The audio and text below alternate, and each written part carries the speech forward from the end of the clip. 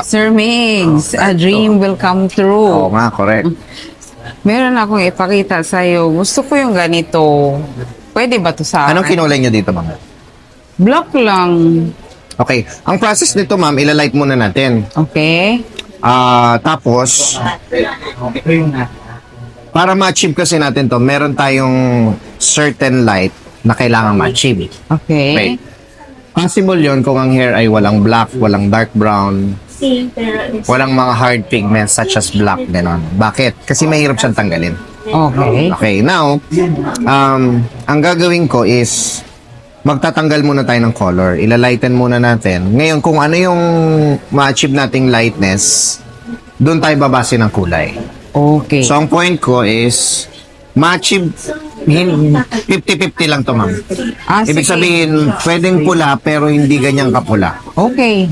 Baka there's a chance na medyo reddish brown lang, yung mamula-mula lang na brown. Pero there's also a chance na ma-achieve natin yan. Kaya siya Okay. 50-50. Ano kasi ako kulot? Pwede ba i-rebond? Kung magkukulay ka ng ganyan, ma'am, hindi siya pwedeng sabay. You have to choose kung ano yung mas priority mo. Ngayon, actually, itong buhok mo, mas maganda dito anti-freeze. Hindi reband. Sige. Yun Kasi na pag lang. ni-reband mo to, una, magfa-flat. Okay. Pag nag-flat pa, pangalawa, hindi mo na siya makukulayan.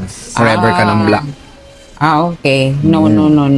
Ang nire-reband namin, ma'am, yung talagang sobrang kulot. Tapos hindi nag-highlight. Sa inyo, ma'am, pwede na, kaya kami may anti-freeze.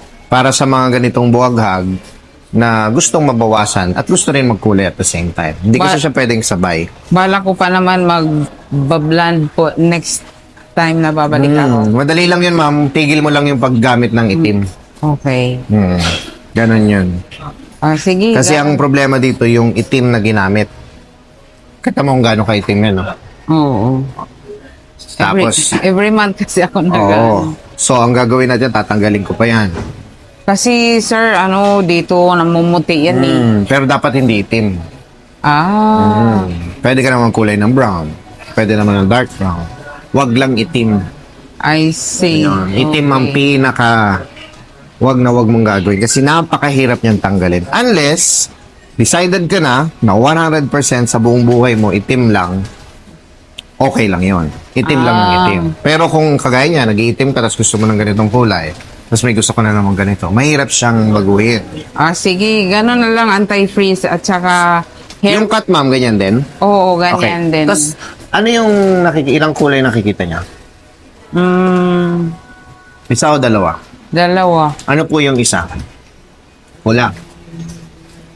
Parang, at saka pink, parang may pink, no? Okay, ano pa yung isa, ma'am? Dark sa base. Okay. Sige. So, ang gagawin ko, ma'am, yung base natin, more or less, parang ganito na.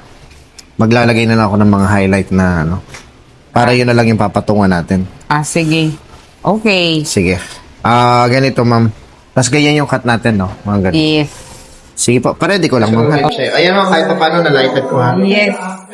Babalik ako after 3 sige, months for another color. Ilagaan mo lang, no?